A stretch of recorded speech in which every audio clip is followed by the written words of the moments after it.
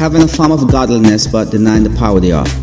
There are some people today, their idea of godliness is to go to church on Sunday, dress a certain way, sing certain songs, and listen to things that are religious. All that is just a form of godliness. There are some preachers today, they don't preach with their own voice. They preach with a voice that seems to be more religious, a voice that takes on a different character. Singers today don't sing for God's approval, but for the applause of those who are hearing them. And people who pray today, they're not praying for God to hear them. They want people to say that this is a mighty man or woman of God. They have a form of godliness.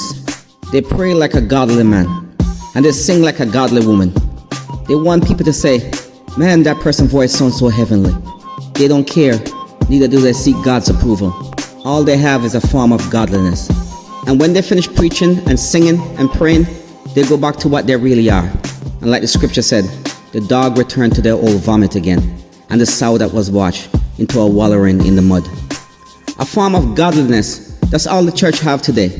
They know the right songs to sing, they know the right message to preach, and they know the right tone of voice that they must use to preach it. They preach, but they themselves don't believe what they preach. For had they believe it, they would have lived their life according to it.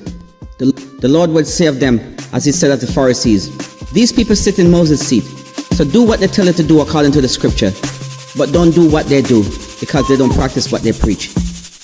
They tell you not to steal, but they themselves rob churches. They tell you not to commit adultery, but they commit adultery. They tell you not to swear, but they curse every chance they get. All they have is a form of godliness. They love to copy the saints of old and sing the song that they sang to let themselves sound spiritual. They love to quote scriptures, but they preach another gospel, which is not another, all to draw away many people unto themselves. The message of God is unto the poor, yet they rob the poor. When you rate these people among all the children of men, these spiritual people have got to be the worst.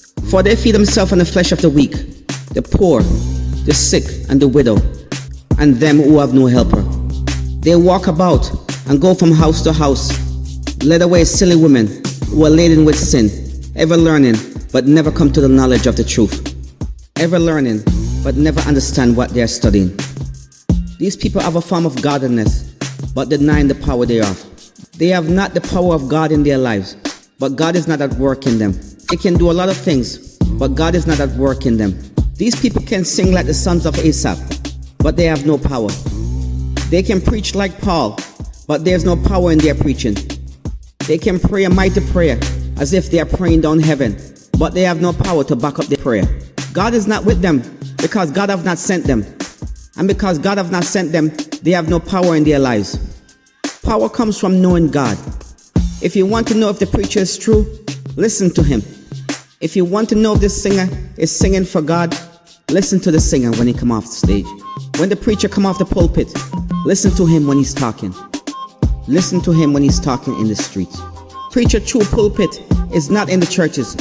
The preacher pulpit is in the street, in the marketplace, at work, in his home. That's where he's really preaching. When he's driving in the car, he's preaching. When he's in the supermarket, he's preaching. When he's in the marketplace, that's when he's preaching. That's when you'll find out what sort of person they be. Are these people children of God? Or do they just have a form of godliness, but have not the power? A lot of us are satisfied with our preachers having a form of godliness. We may want that, but the world today is looking for a church with power.